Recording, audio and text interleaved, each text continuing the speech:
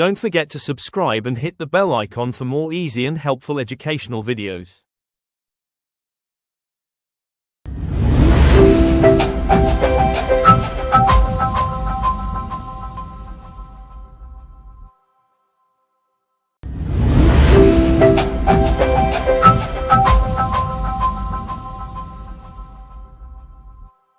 Unit 5 లో మనం రెండో రోజు చట్టసభల వార్తల కవరేజీ. అలాంటి వార్తలు కవర్ చేసేటప్పుడు మనం ఎలాంటి జాగ్రత్తలు పాటించాలి అనేది మనం ఈరోజు చెప్పుకుంటాం. మీకు అందరికీ వినిపిస్తుందని నేను భావిస్తున్నాను. క్లియర్ ఉంది సార్, స్పష్టంగా ఉంది. Okay, thank you. మనం ఈరోజు చట్టసభల కవరేజ్ గురించి మాట్లాడుకుంటున్నాం. అంటే చట్టసభలు అంటే ఏంటి, వాటిని కవర్ చేయాల్సిన అవసరం ఏమొస్తుంది, అక్కడ మనం తీసుకోవాల్సినటువంటి జాగ్రత్తలు ఏముంటాయి, ఇది ఈరోజు మన టాపిక్. మనం ఒక రిపోర్టర్గా గ్రామ స్థాయిలో ఉన్నామనుకోండి, మేము గ్రామ పంచాయతీ సమావేశానికి వెళ్తాం, లేదంటే గ్రామ సభకి వెళ్తాం, లేదంటే మండల పరిషత్ సమావేశాలు జరుగుతుంటాయి, జిల్లా కేంద్రంలో జిల్లా పరిషత్ సమావేశాలు జరుగుతాయి. ఇక రాష్ట్ర స్థాయికి వచ్చేసరికి శాసనసభ సమావేశాలు, శాసన మండలి సమావేశాలు, ఢిల్లీలో దేశ స్థాయిలో లోక్సభ సమావేశాలు, తర్వాత రాజ్యసభ సమావేశాలు. ఇలా మనం ఒక రిపోర్టర్గా మన స్థాయి పెరుగుతూ పోతున్నప్పుడు మనం కవర్ చేసేటటువంటి సమావేశాలు మనకు అవకాశాలు వస్తుంటాయి అన్నమాట. ఇప్పుడు మీరు హైదరాబాద్లోనో లేకపోతే విజయవాడలోనో అమరావతిలోనో ఉంటే శాసనసభ సమావేశాలు కవర్ చేసే అవకాశం వస్తుంది. అసలు ఈ సమావేశాలు ఎట్లా జరుగుతాయి, దాన్ని స్థూలంగా మీరు అర్థం చేసుకోవాలి. అంటే మీరు శాసనసభకి వెళ్ళారనుకోండి, శాసనసభ సమావేశాలు జరుగుతున్నప్పుడు వెళ్తే లోపల హార్ట్ ఆఫ్ ద బిల్డింగ్ లోపల శాసనసభ సమావేశ మందిరం ఉంటుంది. అందులో దాని చుట్టూ ఏముంటాయి, మంత్రుల కార్యాలయాలు, స్పీకర్ కార్యాలయం, మిగతా అధికారుల కార్యాలయాలు ఉంటాయి. వీటన్నిటికీ బయట అవుటర్ స్పేస్లో ఏముంటుంది, మీడియా సమావేశ హాలు లేదా మీడియా పాయింట్, వివిధ రాజకీయ పార్టీల తాలూకా కార్యాలయాలు ఉంటాయి. ఇది మామూలు జనరల్ స్ట్రక్చర్ అన్నమాట. మనం శాసనసభ సమావేశాలు అవుతున్నప్పుడు మనం చూస్తే లోపల స్పీకర్ ఒకవైపు మధ్యలో స్పీకర్ కార్యాలయం ఉంటుంది, స్పీకర్ ఛాంబర్. దానికి ఇంకొక వైపు అధికారుల లాబీ ఉంటుంది, ఆఫీసర్స్ లాబీ అంటారు దాన్ని. ఇంకొక వైపు స్పీకర్ కార్యాలయంలో పనిచేసేటటువంటి సిబ్బంది ఉంటారు. మధ్యలో ముందు సీట్లలో కూర్చొని ఆ రోజు సభా కార్యకలాపాలు రికార్డ్ చేసేటటువంటి సిబ్బంది ఉంటారు, లేదా సభ లోపల ఉన్నటువంటి సభ్యులకు ఎప్పటికప్పుడు అవసరమైన సమాచారాన్ని ఇచ్చేటటువంటి సహాయక సిబ్బంది ఉంటారు. శాసనసభ కార్యదర్శి కూడా అక్కడ కూర్చొని ఉంటారు. ఆపోజిట్ సైడ్ అంటే స్పీకర్కి ఆపోజిట్ సైడ్ సభ్యులంతా కూర్చొని ఉంటారు. ఒకవైపు అధికార పక్షం సభ్యులు, ఇంకోవైపు విపక్షాల సభ్యులు కూర్చొని ఉంటారు. అధికార పక్షం సభ్యుల్లో మంత్రులంతా ముందు సీట్లలో కూర్చుంటారు, తర్వాత సీట్లలో సీనియర్ సభ్యులంతా కూడా కూర్చొని ఉంటారు. విపక్ష సభ్యుల్లో విపక్ష నేత ఫ్రంట్ సీట్లో కూర్చుంటారు, మిగతా సీనియర్ సభ్యులు తర్వాత జూనియర్ సభ్యులు ఉంటారు. ఈ స్ట్రక్చర్ ఎందుకు చెప్తున్నానంటే, ఈ స్ట్రక్చర్ మీద మనకు ఒక అవగాహన ఉండాలి. ఆ అవగాహనతోటే శాసనసభలో ఏం జరుగుతుంది అనేది మనకు క్లారిటీ వస్తుంది. ఇప్పుడు శాసనసభ సమావేశాలు స్టార్ట్ అయ్యాయి అనుకుందాం. శాసనసభ సమావేశాలు స్టార్ట్ అయినప్పుడు ఎక్కడితో మొదలవుతాయంటే, మొట్టమొదట 0 అవర్తో మొదలవుతుంది. 0 అవర్ అంటే ఏంటి, అప్పటికప్పుడు అత్యవసరమైనటువంటి అంశాలని ప్రస్తావించే సమయం. ఆ రోజు ఏదో సంథింగ్ ఏదో జరిగి ఉంటుంది ఊళ్ళో, ఒక సంఘటన లేకపోతే ఒక ప్రముఖ ఘట్టము, లేకపోతే ప్రభుత్వపరమైనటువంటి ఒక ప్రభుత్వ విధానానికి సంబంధించి విపక్షాల వాళ్ళు ఏం చేస్తారంటే ఆ 0 అవర్లో ప్రస్తావిస్తారు. ప్రస్తావించినప్పుడు ఆ సమావేశాలు జరుగుతున్నప్పుడు మీడియాకి ఫస్ట్ ఫ్లోర్ లో గ్యాలరీ అని ఉంటుంది. ఆ గ్యాలరీలో మనం కూర్చొని ఉంటాం. ఆ గ్యాలరీ కూడా 3-4 భాగాలుగా ఉంటుంది. ఒక భాగమేమో జూనియర్ అధికారులు, ఒక భాగంలో మీడియా, ఒక భాగంలో విజిటర్స్ ఎవరైనా బయట నుంచి వచ్చిన వాళ్ళు కూర్చోటానికి, ఇంకో భాగంలో పోలీస్ అధికారులు కూర్చొని ఉంటారు. మనం పైనుంచి చూస్తుంటాం సభని మొత్తాన్ని.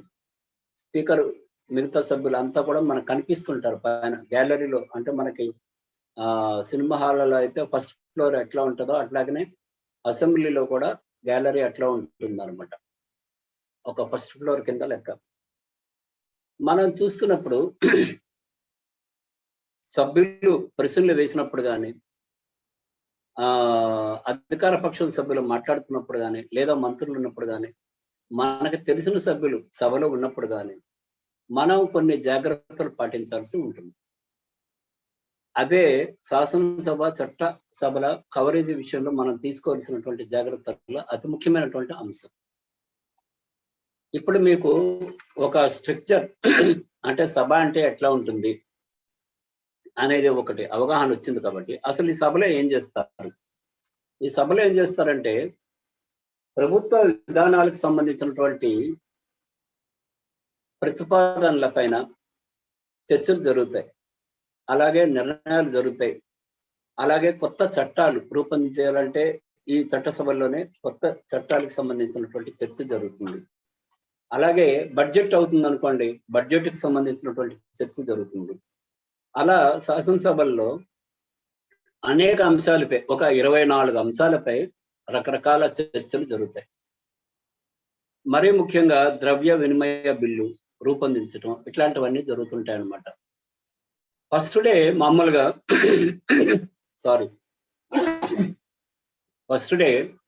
మామూలుగా గవర్నర్ ప్రసంగం ఉంటుంది. అంటే గవర్నర్ ఏం చేస్తారు? ఆ రాష్ట్రంలో ఆ ఏడాది ప్రభుత్వం చేపట్టబోయే కార్యక్రమాలు, ప్రయారిటీస్, బడ్జెట్, వివిధ శాఖల అభివృద్ధి వీటన్నిటి గురించి మాట్లాడతారు.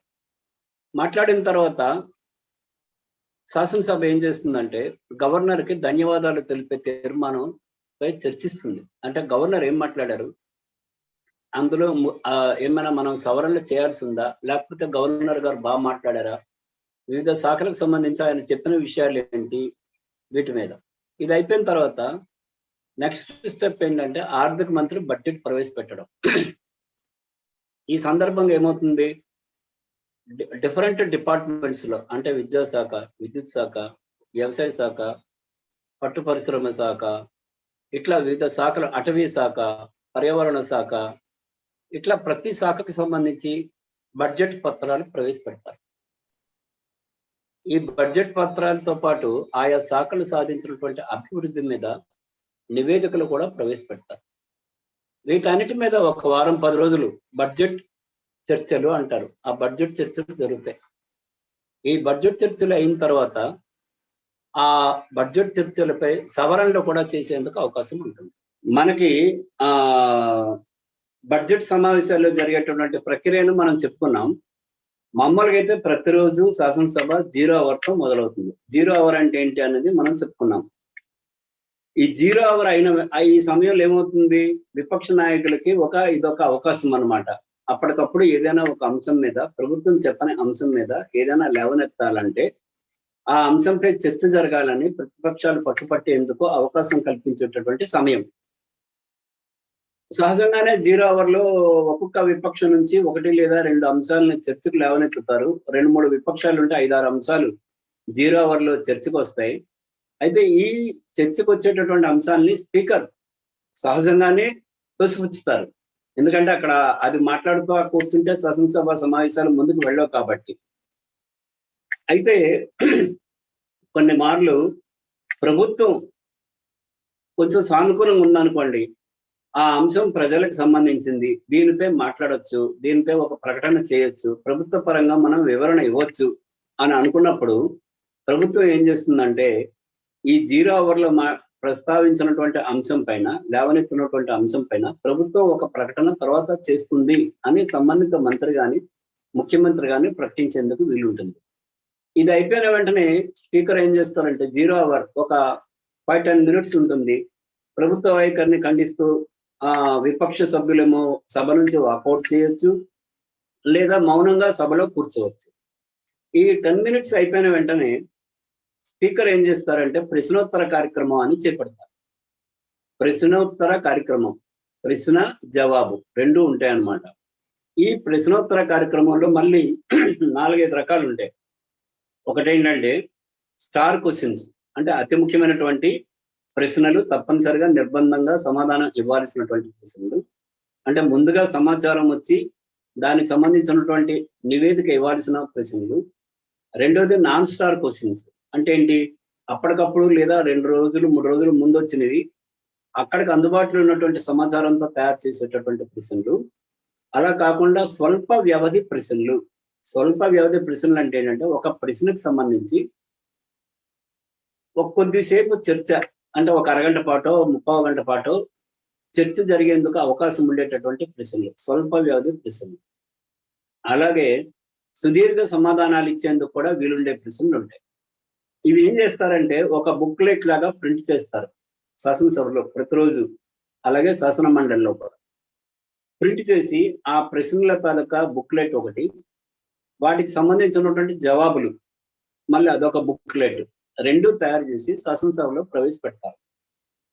అయితే మనకి మీడియాకి ఆయా ప్రశ్నలు కంప్లీట్ అయిన తర్వాత మనకి సమాధానాల తాలూకా బుక్లెట్, ప్రశ్నల తాలూకా బుక్లెట్ రెండు మన చేతికి ఇస్తారు.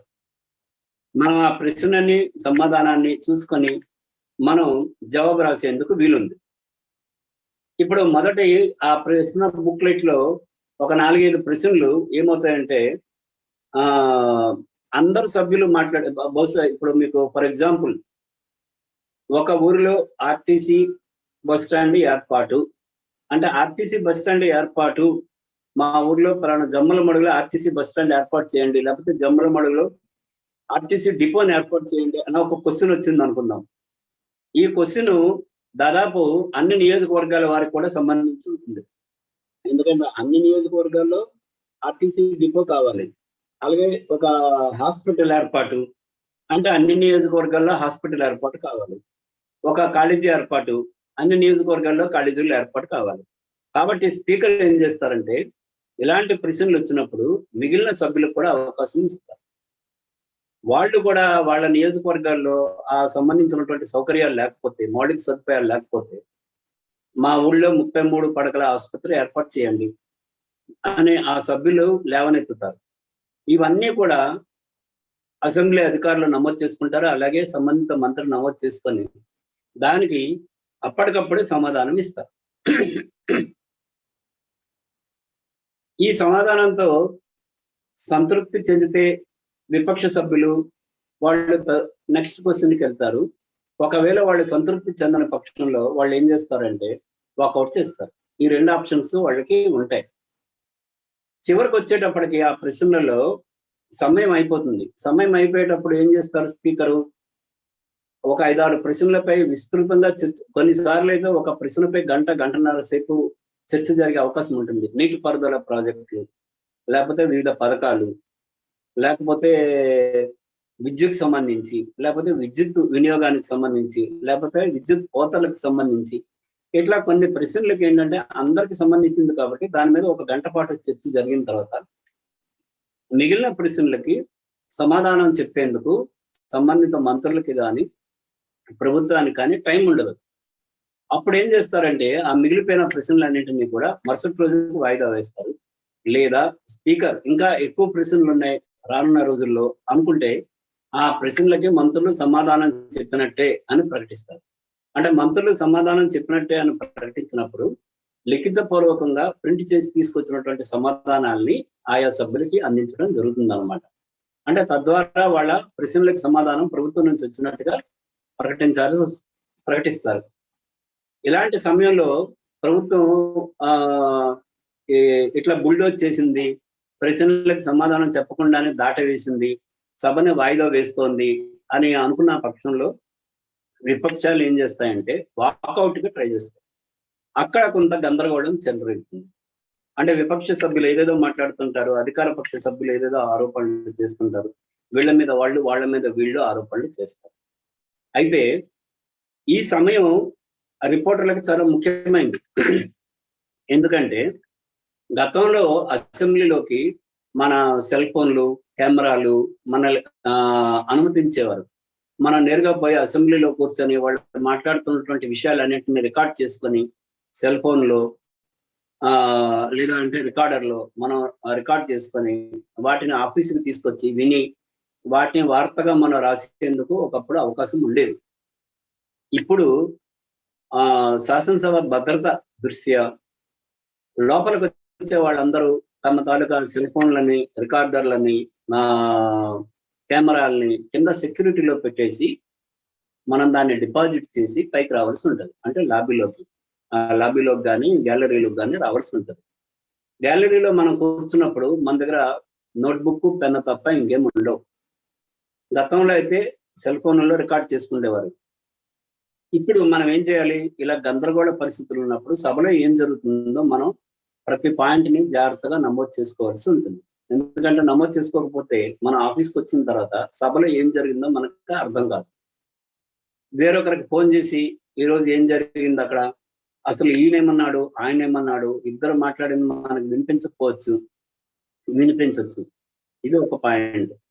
రెండో పాయింట్ ఏంటంటే ఇలాంటి గందరగోళం చెలరేగినప్పుడు కొంతమంది ఒక ఆవేశంతోటో మరో దానితోటో తీవ్రమైనటువంటి పదజాలాన్ని వాడతారు.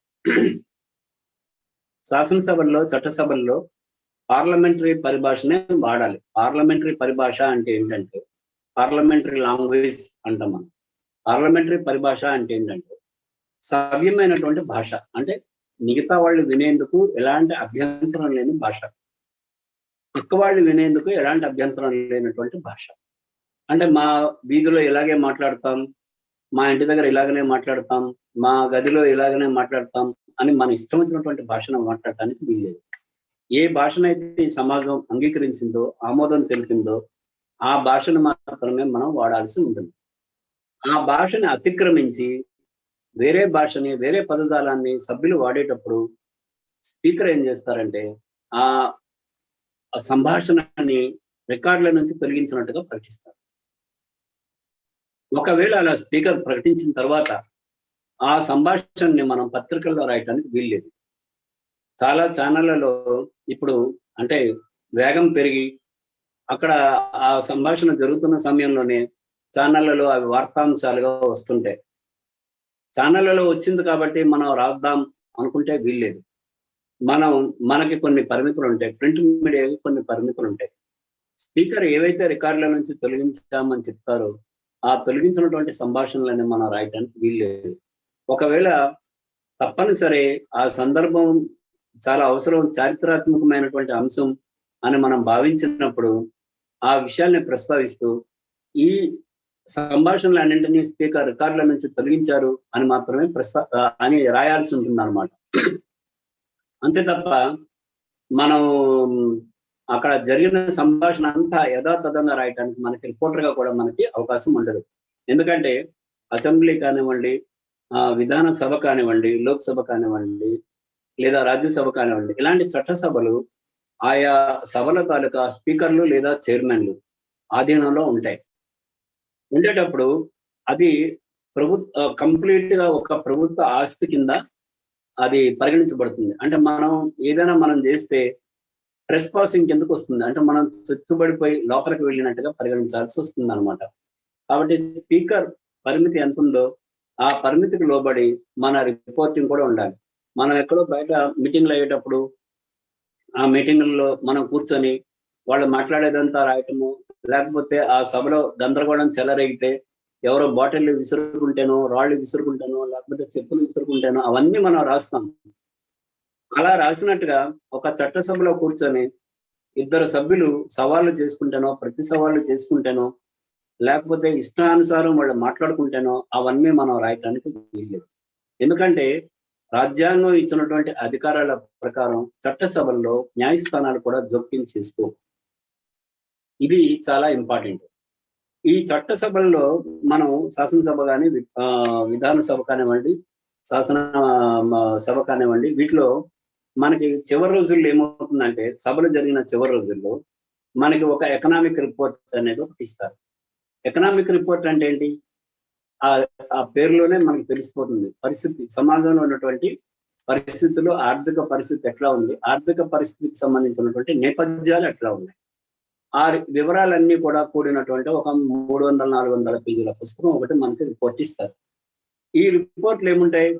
ఎడ్యుకేషన్ సిస్టమ్ ఎట్లా ఉంది, చదువులు ఎలా ఉన్నాయి, పాఠశాల విద్య ఎట్లా ఉంది, ఉన్నత విద్య ఎట్లా ఉంది, సాంకేతిక విద్య ఎట్లా ఉంది, లేకపోతే పాఠశాలలకు భవనాలు ఉన్నాయా, లేకపోతే ఎన్ని పాఠశాలల్లో భవనాలు ఉన్నాయి, ఎన్నింటిలో లేవు, లేకపోతే గృహ నిర్మాణ పరిస్థితి ఎట్లా ఉంది, విద్యుత్ సౌకర్యం ఎట్లా ఉంది, ఎన్ని గ్రామాలకు ఉంది, ఎన్ని గ్రామాలకు లేదు, విద్యుత్ వినియోగం ఎట్లా ఉంది, విద్యుత్ ఎట్లా కొంటున్నాం, మనం ప్రతి ఏటా ఎంత కొంటున్నాం, ఎంత వినియోగిస్తున్నారు, అలాగే నేరాలు పరిస్థితులు ఏంటి, క్రైమ్ ఎట్లా ఉంది, హత్యలు లేకపోతే ఆత్మహత్యలు ఎట్లా జరుగుతున్నాయి, ఎంతవరకు అదుపు చేశారు, ఇట్లా ప్రతి అంశానికి సంబంధించినటువంటి పారామీటర్స్ ఆ బుక్ లో ఉంటాయి.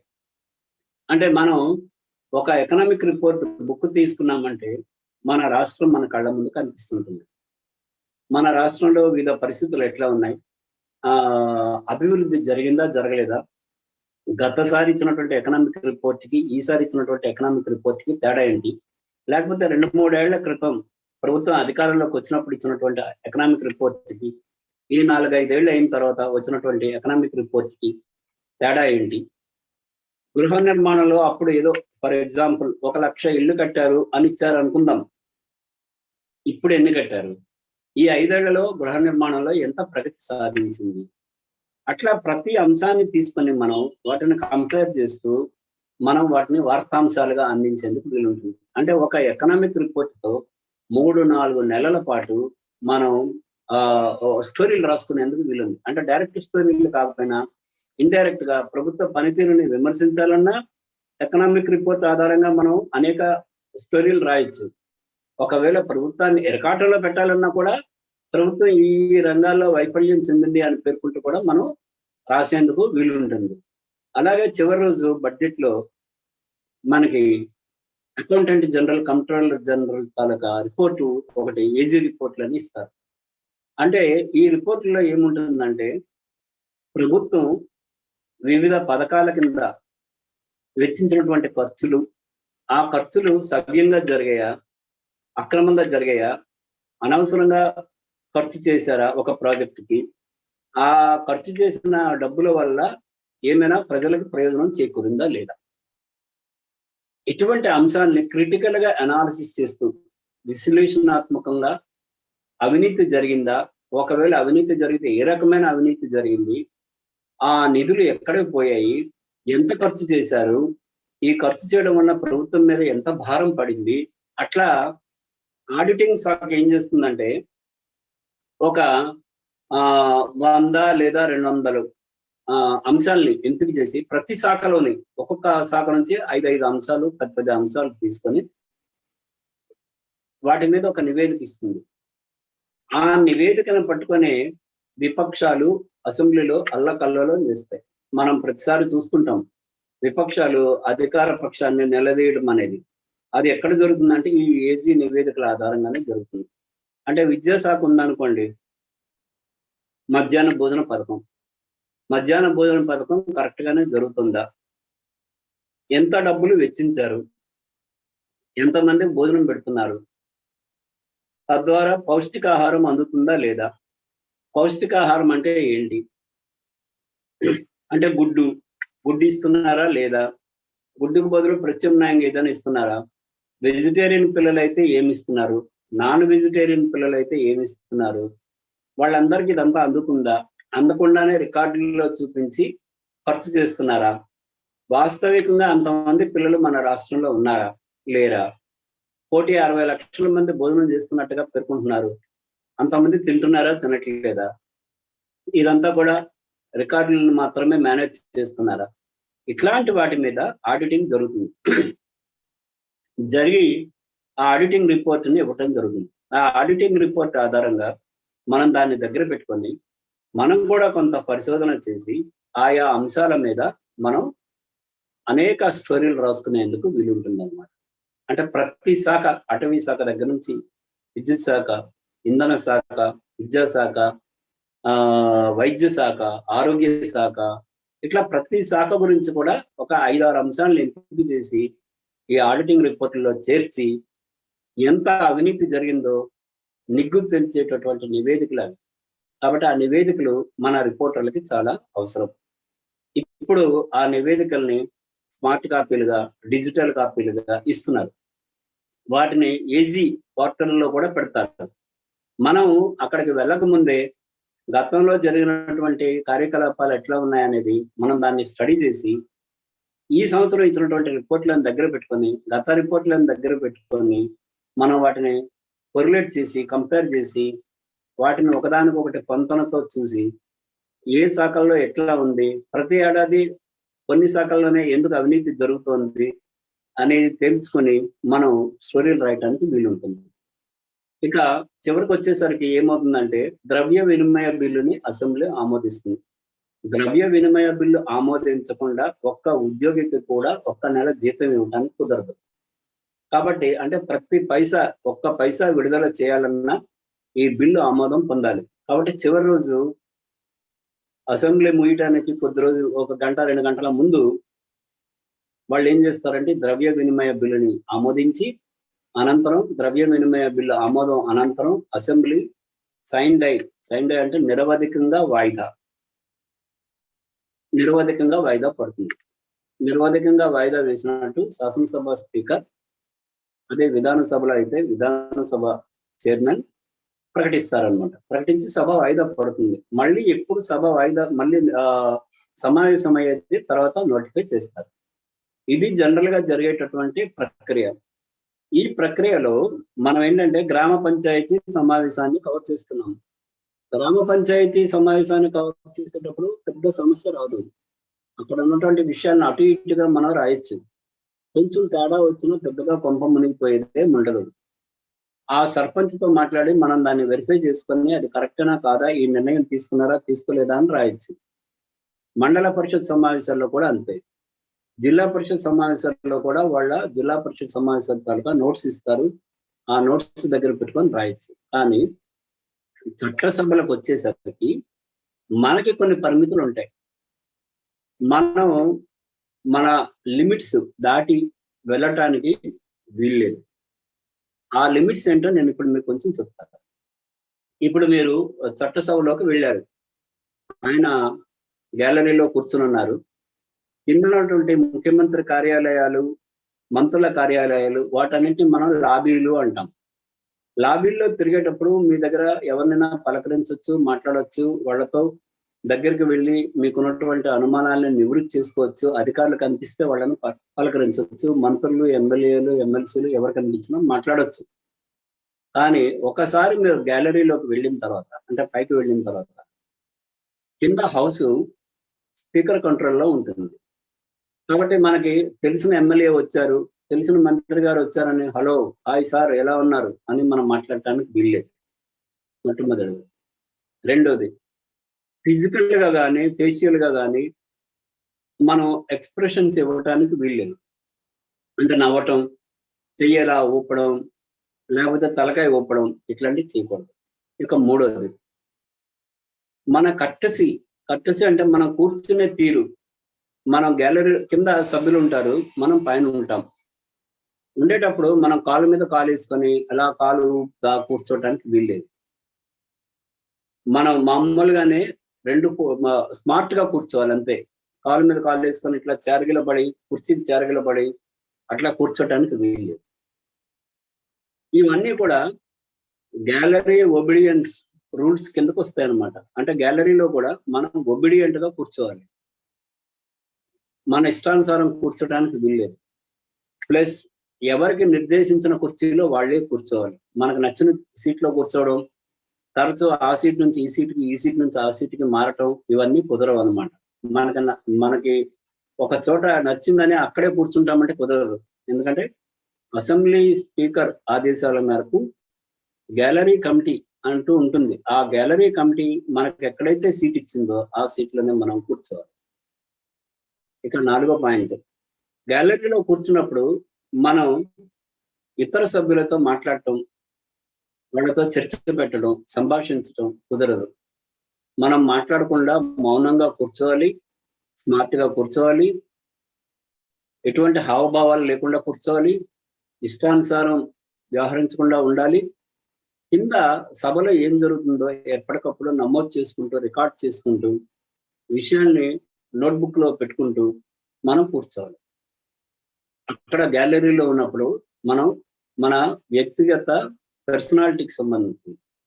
ఇక కంటెంట్ పరంగా వస్తే, ఒక సభ్యుడు లేచి అబ్యూజింగ్ గా మనం వాడలేని పరిభాషలో ఆయన ఏదైనా ఒక సభ్యుడు మాట్లాడాడు అనుకోండి, ఆ మాట్లాడిన సంభాషణని మనం యథాతథంగా రిపోర్ట్ చేయడానికి వీల్లేదు.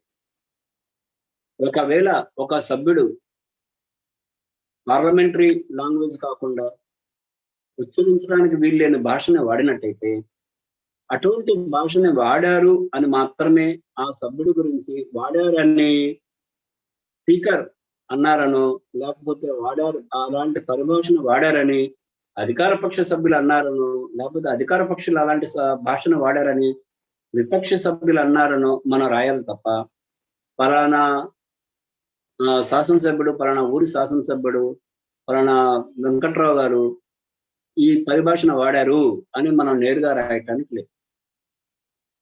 అంటే ఎట్లా ఉంటుందంటే, ఇందిరాగాంధీ హత్య జరిగింది, పలానా ఆయన వచ్చి చంపాడు అని మనం రాసినట్టుగా ఉంటుంది. మనం అక్కడ లేము. ఎవరు చెప్పారు? పోలీసులు చెప్పారు. పలానా వ్యక్తి వచ్చి ఇందిరాగాంధీని హత్య చేశాడు అన్నది పోలీసులు చెప్పారు. పోలీసులు చెప్పిన విషయాన్ని మనం ప్రజలకు అందిస్తున్నాం. కాబట్టి పలానా హత్యని పలానా వారు చేశారని పోలీసు అధికారులు, లేకపోతే పోలీసులు, లేకపోతే పలానా వ్యక్తులు చెప్పారు అని మాత్రమే మనం రాయాలి. శాసనసభ రిపోర్టింగ్ లో కూడా అలాంటి కేర్ఫుల్ గా ఉండాలి. అలాంటి శ్రద్ధ, జాగ్రత్త, బాధ్యత మనం పెట్టుకోవాలి.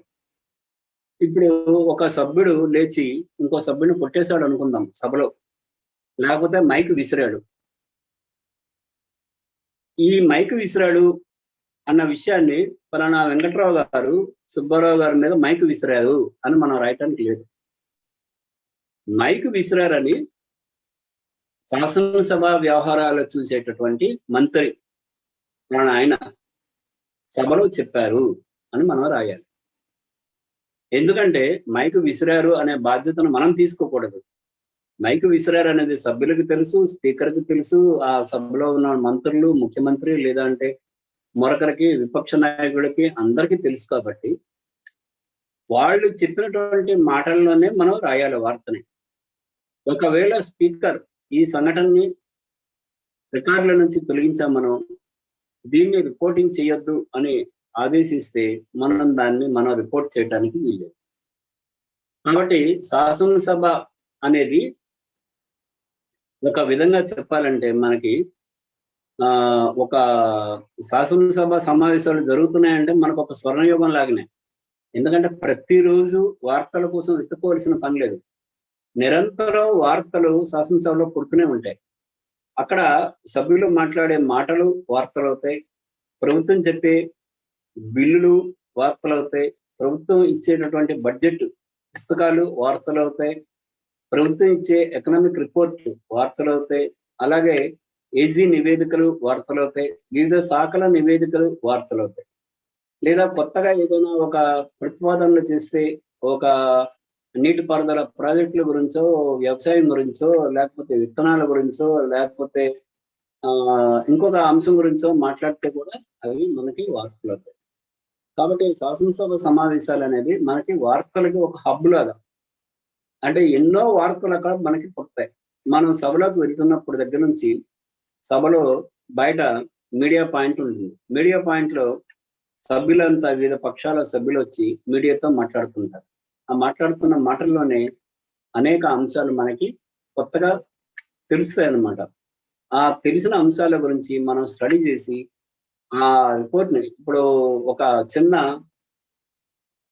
క్లూ మనకు వస్తుంది. పోలీస్ డిపార్ట్మెంట్ ఎట్లా అయితే ఒక చిన్న కేసును ఇన్వెస్టిగేషన్ లో వచ్చేటటువంటి వాళ్ళకి వచ్చే ఒక చిన్న సమాచారాన్ని ఆధారంగా చేసుకుని దాన్ని థ్రెడ్ అవుట్ చేసి తద్వారా ఆ నిందితుల్ని లేదా బాధ్యుల్ని పట్టుకోవడానికి పోలీసు డిపార్ట్మెంట్ ఎట్లా అయితే ప్రయత్నం చేస్తుందో, అట్లాగే మనకు కూడా ఒక వ్యక్తి నీట్ పేపరు లీక్ అయింది, లేకపోతే IIT paper, IIT JEE paper leak అయింది అనే ఒక వ్యక్తి సమాచారం ఇచ్చినప్పుడు మనం దాన్ని నిర్లక్ష్యంగా వదిలిపెడితే ఆ వార్తను పట్టుకొని ఎవరైతే పరిశోధన చేస్తారో అది చివరికి ఐఐటి పేపర్ లీక్ అయిందన్న విషయం తేలింది.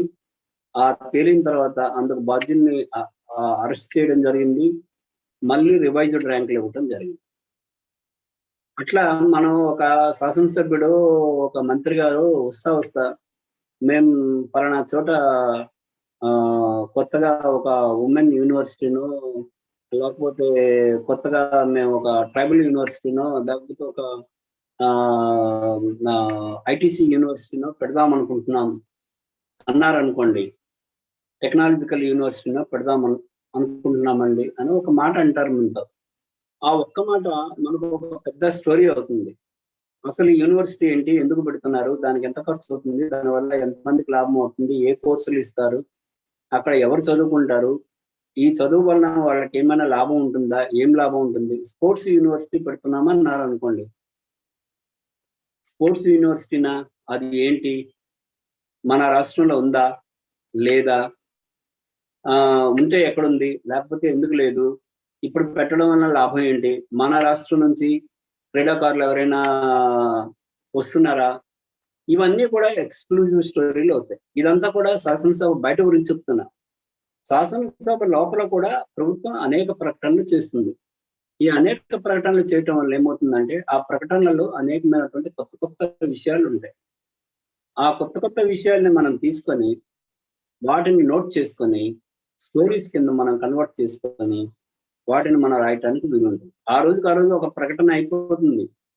ఓకే, ఇప్పుడు ఏదో దళిత బంధు పథకం తెలంగాణలో పెడుతున్నారు, అలాగే మన ఆంధ్రలో ఒక పథకం ఉందనుకోండి, ఒక పథకాన్ని కొత్తగా అందరూ తీసుకొద్దాం అనుకుంటున్నాం, బ్రాహ్మణ కార్పొరేషన్ ఏర్పాటు చేశాము, ఆల్రెడీ చేశారు, వార్తల కోసం చెప్తున్నా, బ్రాహ్మణ కార్పొరేషన్ ఏర్పాటు చేస్తున్నాము అంటే అదొక వార్త.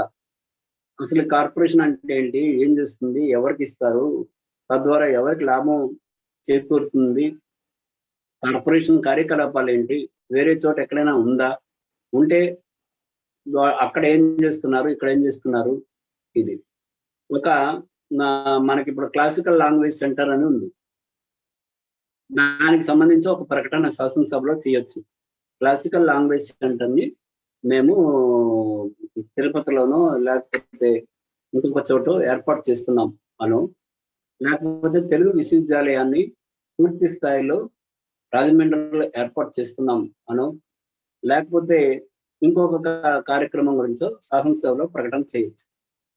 ఇటువంటి ప్రకటనలన్నింటినీ కూడా మనం నమోదు చేసుకొని ఆ ప్రకటనల తాలూకా సారాంశం ఏంటి, వాటి ఫలితాలు ఎట్లా ఉంటాయి అనేది మనం తెలుసుకొని మనం వాటిని స్టోరీలుగా రాసేందుకు వీలుంటుంది.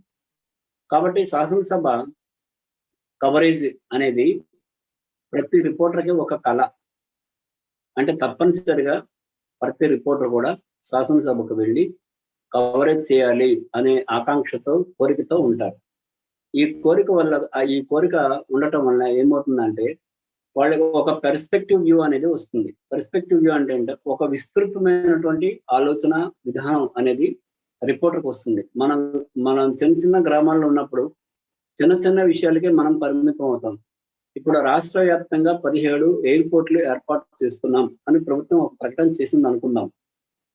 17 ఎయిర్పోర్ట్లు ఎక్కడున్నాయి, ఇప్పుడున్న ఎయిర్పోర్ట్లు ఎక్కడున్నాయి, 17 కొత్తగా ఎక్కడ ఏర్పాటు చేస్తారు. ఒకవేళ ఏర్పాటు చేయాలంటే వాటికి ఎంత ల్యాండ్ అవసరం, ఎంత ఇన్ఫ్రాస్ట్రక్చర్ అవసరం, దానికి ఎంత డబ్బులు అవసరం అవుతాయి, ఆ డబ్బులన్నీ ఎక్కడి నుంచి వస్తాయి, ఏమైనా ప్రభుత్వం టైప్ చేస్తుందా, ఎట్లా టైప్ చేస్తుంది, ఎవరికైనా ఇస్తుందా, ప్రైవేట్కి ఇస్తుందా, ప్రైవేట్ పబ్లిక్ పార్ట్నర్షిప్ PPP అంటాం మనం, ప్రైవేట్ పబ్లిక్ పార్ట్నర్షిప్ లో ముందుకెళ్తుందా, లేకపోతే ప్రభుత్వమే నిర్మిస్తుందా, ఇవన్నీ ఉంటాయి. అంటే మనం ఒక స్టోరీ ఒక రోజుతో అయిపోదు. ఇది నిరంతరం అసలు భూసేకరణ జరిగిందా, జరిగితే ఎప్పుడు మొదలవుతుంది, ఎప్పుడు పూర్తవుతుంది, కొత్త ఎయిర్పోర్ట్లు ఎప్పుడు వస్తాయి, ఒకవేళ వస్తే కనెక్టివిటీ ఎట్లా ఉంటుంది, ఫ్లోటింగ్ ఎట్లా ఉంటుంది, జనం ఎంతమంది పోయి వచ్చేందుకు వీలుంది, ఈ చుట్టుపక్కల పవిత్రమైన పుణ్యక్షేత్రాలు పర్యాటక క్షేత్రాలు ఉన్నాయా, ఉంటే వాటికి ఎవరైనా వస్తారా, ఇట్లా మనం విభిన్నమైనటువంటి కోణాల్లో మనం వార్తలు రాసేందుకు వీలుంది. ఈ వార్తలకు సంబంధించినటువంటి ఒకే ఒక లైన్ పాయింట్, ఆ పాయింట్ ఏంటి, శాసనసభలో ప్రభుత్వం ఒక ప్రకటన చేసింది. ఏమని, రాష్ట్రంలో కొత్తగా 17 ఎయిర్పోర్ట్లను ఏర్పాటు చేస్తున్నాం అనే ఒక మాట. ఆ ఒక్క మాటను ఆధారంగా చేసుకొని ఆ రోజు అది న్యూస్ లో ఇచ్చినప్పటికీ కూడా మిగిలిన రోజుల్లో ఈ ఎయిర్పోర్ట్లకు సంబంధించి మనం స్టడీ చేసేందుకు వీలుంటుంది. ఆ స్టడీ చేయడం వల్ల అనేక అంశాలు, కొత్త కొత్త అంశాలు వస్తాయి. ఆల్రెడీ ఎగ్జిస్టింగ్ ఎయిర్పోర్ట్లు కొన్ని ఉన్నాయి, వాడని ఉన్నాయి, డిబంక్ అయినటువంటి ఎయిర్పోర్ట్లు కొన్ని ఉన్నాయి. ఆ ప్రదేశాల్లో ఆ ఎయిర్పోర్ట్లన్నీ మనం వాడుకొని మనం ఎట్లా డెవలప్ చేయొచ్చు, అదొక యాంగిల్. అంటే ఇప్పుడు ఫర్ ఎగ్జాంపుల్ రాజధాని అంశం వచ్చింది అనుకోండి, అప్పుడు ఏమొచ్చింది, ఫలానా చోట రాజధాని పెట్టండి, ఇక్కడ ఇది లాభం, ఇక్కడ ప్రభుత్వ ల్యాండ్ ఎంత ఉంది, ప్రైవేట్ ల్యాండ్ కొనాల్సిన అవసరం లేదు, ఈ ప్రాంతానికి ఇది కనెక్టివిటీ అవుతుంది అని కొంతమంది. ఇంకో చోట ఇక్కడ రాజధాని పెట్టండి, ఇది ప్రభుత్వ ల్యాండ్ ఎక్కువ ఉంది కాబట్టి ప్రైవేట్ ల్యాండ్ కొనాల్సిన అవసరం లేదు కాబట్టి రాజధాని నిర్మాణం తేలికవుతుంది. ఇట్లా డిబేట్ జరుగుతుంది. ఈ డిబేట్ వలన అనేక అంశాలు బయటకు వస్తాయి. వీటిని మనం ఎప్పటికప్పుడు గమనిస్తూ కీ పాయింట్స్ ని మనం నోట్ చేసుకుంటూ ముందుకెళ్ళాలి. అప్పుడు మనం ఆ శాసనసభల సమావేశాలని కవర్ చేసినటువంటి సార్థకత అనేది వస్తుంది. ఇప్పుడు శాసనసభలో చర్చ జరుగుతుంది. ఆ చర్చలో కొంతమంది సభ్యులకి పూర్తిగా మాట్లాడే అవకాశం రాకపోవచ్చు. వాళ్ళు కొద్దిసేపు మాట్లాడగానే స్పీకర్ వాళ్ళకి ఇచ్చినటువంటి సమయం, అంటే ఈ సమయం ఎట్లా ఇస్తారు, శాసనసభలో ఉన్నటువంటి సభ్యుల సంఖ్య, వివిధ పార్టీలకి ప్రాతినిధ్యం వహిస్తున్నటువంటి సభ్యుల సంఖ్య ఆధారంగా చేసుకొని ఆయా పార్టీలకి సమయాన్ని ఇవ్వడం జరుగుతుంది, వ్యక్తిగతంగా కాకుండా. ఒక 4 పార్టీలు ఉన్నాయనుకుందాం, 4 పార్టీలు ఉంటే అధికార పక్షానికి ఒక 50% టైం, మిగిలిన 4 విపక్ష సభ్యులకి అందరికీ కలిపి ఒక 50% టైం ఇవ్వడం జరుగుతుంది. కాబట్టి 4 పక్షాలు కలిపి 50% అంటే దాదాపు ఒక్కొక్క పార్టీకి 10% వస్తుంది. ఇక్కడ మామూలు బయట చూసే వాళ్ళకి ఏమనిపిస్తుంది, అదేంటి విపక్ష సభ్యులు దాదాపు 5 గంటలు మాట్లాడారు, ఈ పార్టీకి కేవలం 1 గంట మాత్రమే ఇచ్చారంటే, వాళ్ళు 5 గంటలు మాట్లాడితే వీళ్ళకి 1 గంటే టైం వస్తుంది. ఆ టైం షేరింగ్ అనేది స్పీకర్ నిర్ణయిస్తారు. ఆ నిర్ణయించే క్రమంలో ఆ పార్టీకి చెందిన వాళ్ళు 3-4 మాట్లాడారు అనుకోండి, ఒక 4 సభ్యులు మాట్లాడితే ఒక్కో సభ్యుడికి 15 నిమిషాలు టైం వస్తుంది. ఆ 15 నిమిషాల్లో తాను చెప్పదలుచుకున్న అంశాన్ని చెప్పలేకపోతే స్పీకరు ఆటోమేటిక్ గా మైక్ను కట్ చేసి తర్వాత సభ్యుడికి అవకాశం ఇస్తారు. అలా ఇచ్చేటప్పుడు ఏమవుతుంది, ఆ సభ్యుడు బయటకు వచ్చి ఆ పార్టీ అనుమతితోటే కావచ్చు, ఆ పార్టీ అనుమతితో బయటకు వచ్చి మీడియా పాయింట్ లో తాను చెప్పదలుచుకున్న మిగిలిన విషయాల్ని చెప్పేందుకు అవకాశం ఉంటుంది. అంటే శాసనసభలో ఆయన మాట్లాడడంతో మొత్తం విషయం అయిపోలేదు. ఆయన బయటకు వచ్చి కూడా మాట్లాడినప్పుడు ఆ బయటకు వచ్చి మాట్లాడిన విషయాల్లో కూడా కొత్త పాయింట్లు ఉండొచ్చు. ఆయన పలానా ప్రాజెక్ట్ లో అవినీతి జరుగుతోంది, ఇదిగోండి నా దగ్గర ఆధారాలు ఉన్నాయి, లేకపోతే రేషన్ కార్డుల పంపిణీ సక్రమంగా జరగలేదు, ఇదిగోండి నా ఆధారాలు, లేకపోతే పలానా పింఛన్ పథకంలో లోపాలు ఉన్నాయి, ఇదిగోండి ఆధారాలు, లేకపోతే ఒకే వ్యక్తి ఇన్ని ప్రయోజనాలు పొందుతున్నాడు, ఆయన అనర్హుడు, ఇదిగోండి నా దగ్గర ఆధారాలు ఉన్నాయి అని చెప్పే వీలుంది.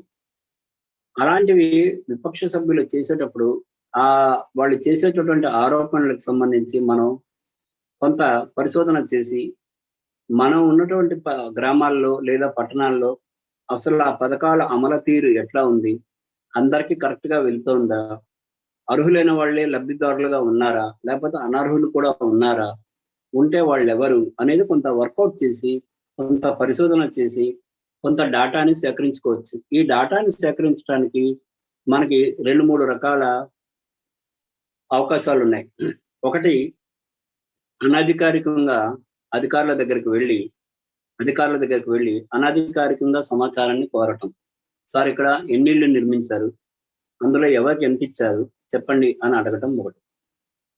ఒకవేళ మనకి కరెక్ట్ డేటా రాలేదు అనుకున్నప్పుడు మనం సమాచార హక్కు చట్టం కింద మనం సమాచారాన్ని కోరేందుకు వీలుంది.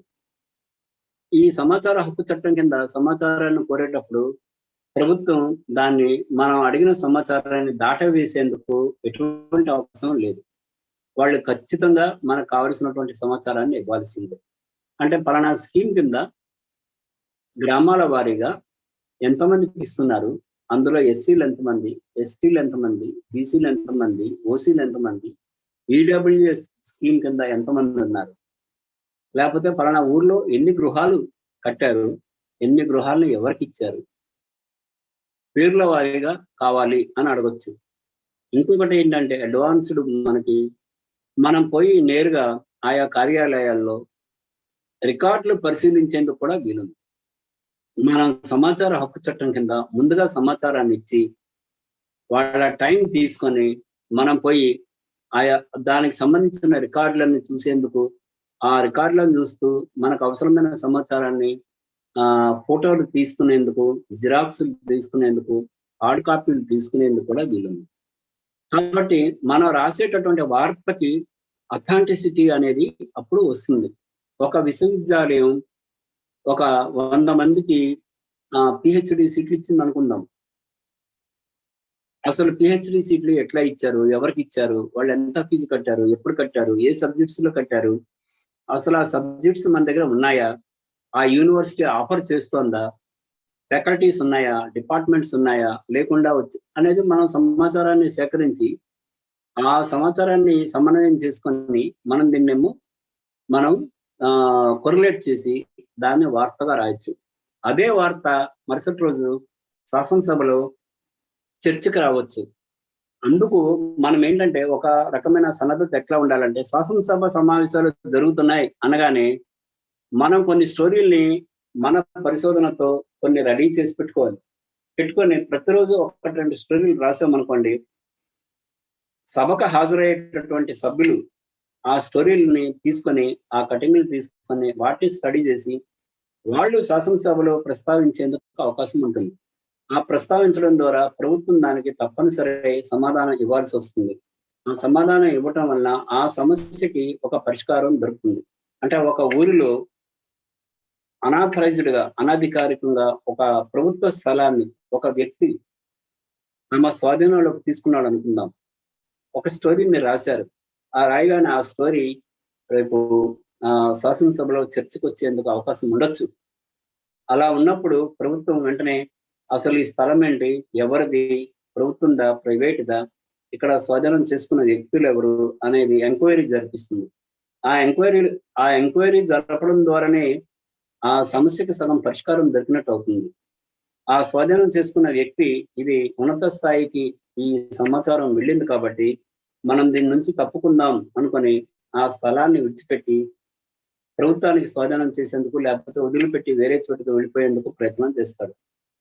అంటే ఏమైంది, మీరు రాసిన వార్త ప్రభావం పరోక్షంగా శాసనసభ వరకు వెళ్ళి అది తిరిగి సమస్య పరిష్కారానికి కారణమైంది.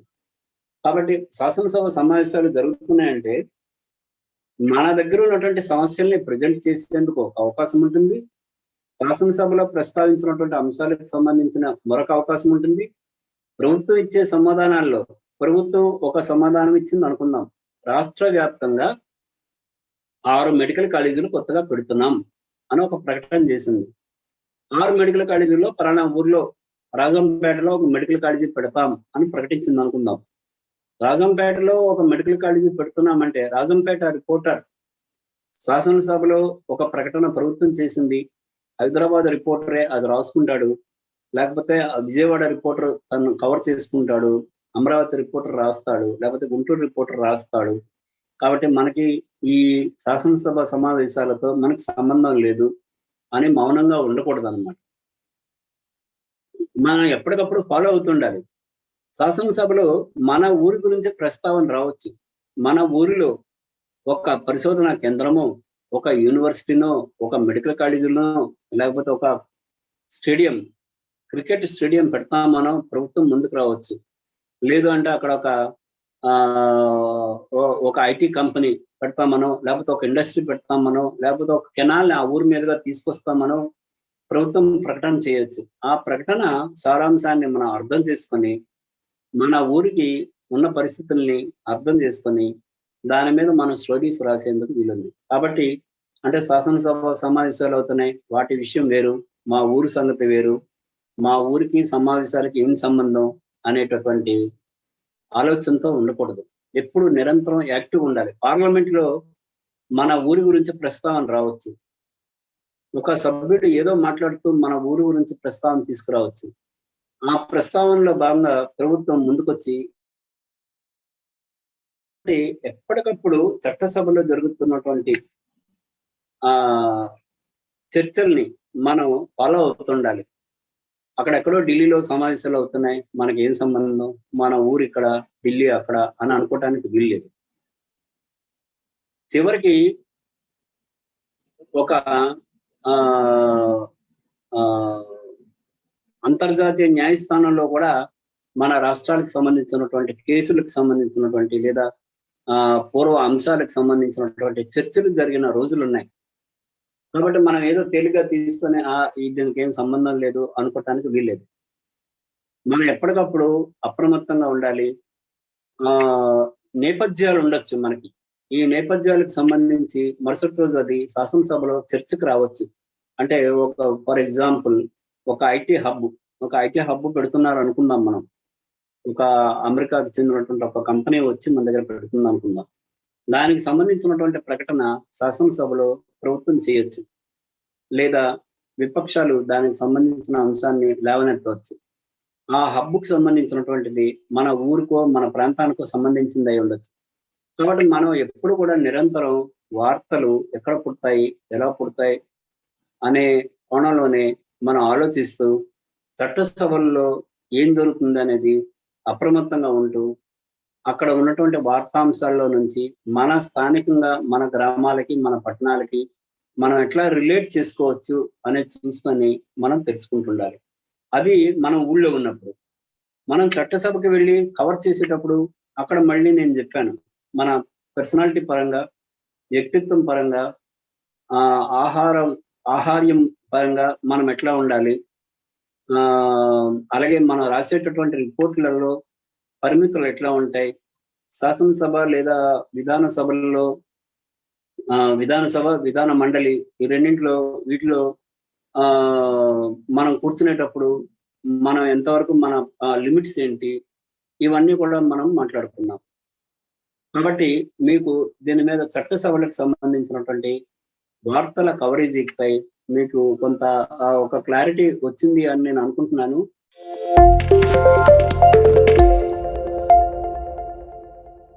నాలుగు 5 పార్టీలు ఉన్నాయి అనుకో సార్. ఇప్పుడు వాటిని ప్రతిపక్షం, అధికార పక్షం ఎట్లా పిలుస్తారు సార్? అవి వామపక్షాలు, విపక్షాలు అంటే ఎట్లాగండి? అవి తెలియదు టెర్మినాలజీ. మీకు టెర్మినాలజీ ఏంటంటే శాసనసభకు వచ్చేసరికి ఉంటాయి అధికార పక్షం, విపక్షం. పక్షాల్లో మిగిలిన అన్ని పక్షాలు ఉండొచ్చు. అయితే విపక్ష హోదా అనే ఒకటి ఉంటుంది. విపక్ష హోదా అంటే 1/10 సభ్యులు వాళ్ళకు ఉంటేనే విపక్ష హోదా లభిస్తుంది. లేదనుకోండి విపక్ష హోదా కూడా లభించింది. అప్పుడు లోక్సభలో తెలుగుదేశం పార్టీ విపక్ష పార్టీ లోక్సభలో. తర్వాత ఆ నెంబరు ఉంటే ఆ హోదా వస్తుంది, లేకుంటే విపక్షంగా ఉంటుంది అంతే. విపక్ష హోదా ఉండటం వల్ల ఆ విపక్ష నేతకి కొన్ని ప్రయోజనాలు ఉంటాయి. ఈ ప్రయోజనాలు మానిటరల్ బెనిఫిట్ ఉంటాయి, ఆర్థిక ప్రయోజనం ఉంటుంది, ఆయనకు ఒక కార్యాలయం ఉంటుంది, ఆయన అడిగే ప్రశ్నలకు ప్రాధాన్యత ఉంటుంది, ప్రభుత్వం నిలదీసేందుకు మాట్లాడేందుకు అవకాశాలు ఉంటాయి. అవి ఓకే సార్. సార్ ఇంకొక ప్రశ్న అండి. ఇప్పుడు ఒక రిపోర్టర్ గ్యాలరీలోకి, లాబీలోకి వెళ్ళాలంటే ఇప్పుడు ఎక్కడి నుంచి అనుమతి కావాలి సార్? ఎలా ఉండాలి? ఎలా అనుమతిస్తారు? దానికి ఏంటంటే మీడియా కమిటీ అని ఉంటుంది శాసనసభలో కానీ, లోక్సభలో కానీ, శాసన మండలిలో కానీ, ఎక్కడైనా. ఇప్పుడు శాసనసభకి, శాసన మండలికి కలిపి ఒకటే పాస్ ఇస్తున్నారు ఇప్పుడు. అందులో లోక్సభ రాజ్యసభకు సంబంధించి ఒకటే పాస్ ఇస్తున్నారు. ఈ పాసులు మీడియా కమిటీ అని ఉంటుంది. ఆ మీడియా కమిటీ అన్ని పత్రికల నుంచి 10-15 మందిని ఎంపిక చేసి దానికి ఒక చైర్మన్ పెట్టి ఒక కమిటీని ఏర్పాటు చేస్తారు. ఈ కమిటీ కూర్చొని అప్లికేషన్స్ ఏర్పాటు చేసి అందులో ఎంపిక చేసి వాళ్ళకి పాసులు ఇస్తుంది. ఎన్ని పాసులు ఇవ్వచ్చండి సుమారుగా? ఒక 100 పాసులు ఇస్తారు. వాళ్ళంతా కూడా ఏంటంటే కవర్ చేస్తారు రెగ్యులర్. కొంతమంది లాబీ, కొంతమంది ఏమో గ్యాలరీలో, కొంతమంది మీడియా పాయింట్ దగ్గర. ఇది వరకు ఏంటంటే కామన్ పాస్ ఉండేది. లాబీ, గ్యాలరీ, మీడియా పాయింట్ అన్నిటికి ఒకటే పాస్ ఉండేది. ఇప్పుడు సెగ్రిగేట్ చేశారు. ఎట్లా గ్యాలరీ పాస్ ఉన్న వాళ్ళు లాబీలకు వెళ్ళటానికి వీల్లేదు, లాబీలో ఉన్న వాళ్ళు మిగతా చోట్లకి వెళ్ళటానికి వీల్లేదు అని. కాకపోతే లాబీ పాస్ ఉన్న వాళ్ళు ఎక్కడికైనా వెళ్ళొచ్చు. Lobby pass is the highest pass అన్నమాట. గ్యాలరీ పాస్ ఉన్న వాళ్ళు లాబీలోకి వెళ్ళటానికి లేదు. Sir good morning sir. చెప్పండి sir, this is Shiva Reddy from Ongole sir. చెప్పండి సార్, చెప్పండి సార్. ఇప్పుడు మీరు ఇప్పుడు స్పీకర్ పరిధి ఎలా ఉంటుంది? స్పీకర్ గారి అవి ఉంటాయి కదా సార్, స్పీకర్ రూల్ చేస్తుంటారు కదా సభని. అవును. సో స్పీకర్ గారి స్పీకర్లు గత కొన్ని సంవత్సరాల నుంచి కూడా స్పీకర్ గారు ఉన్న పరిధిని వాళ్ళు తప్పుదోవ పట్టిస్తున్నారు. స్పీకర్ కు హోదా ఉన్న ఆ వ్యక్తి ఎలా ఉండాలి ఏంటి అనేది కొంచెం మీరు వివరిస్తారా సార్? అంటే వాళ్ళు ఇప్పుడు చేస్తుంది ఏంటి, ఇంతకు ముందు అసలు యాజ్ ఏ స్పీకర్ గా ఉండవలసిన విధులు ఏంటి? స్పీకర్ ని ఎవరు ఎన్నుకుంటారండి? రాజ్యాంగం ప్రకారం స్పీకర్ ని సభ్యులు ఎన్నుకుంటారు. పేరేమో ముఖ్యమంత్రి ఒక పేరు నామినేట్ చేస్తారు, కానీ వాస్తవానికి ఎన్నుకునేది ముఖ్యమంత్రి కాదు. స్పీకర్ ని రికార్డుల ప్రకారం చూస్తే ముఖ్యమంత్రి కాదు. రికార్డుల ప్రకారం చూస్తే స్పీకర్ ని ఎన్నుకునేది సభ్యులే. వాళ్లే ఎన్నుకుంటారు. వాళ్ళు ఎన్నుకున్న తర్వాత మళ్ళీ అదే వ్యక్తిని మేము గౌరవించలేము అంటే ఎట్లా అవుతుంది? స్పీకర్ ని ఎన్నుకునేది సభ్యులే, శాసనసభ్యులే స్పీకర్ ని ఎన్నుకుంటారు. అలాగే శాసన మండలి సభ్యులే చైర్మన్ ఎన్నుకుంటారు. కాకపోతే మన డెమోక్రటిక్ సిస్టమ్ లో ఎలా అంటే ఇండైరెక్ట్ గా అధికారంలో ఉన్నటువంటి వ్యక్తులు రికమెండ్ చేస్తారు అంతే. అది మనకి ఓపెన్ సీక్రెట్, అది మనకు తెలుసు. కానీ ఎన్నుకునేది మాత్రం సభ్యులే.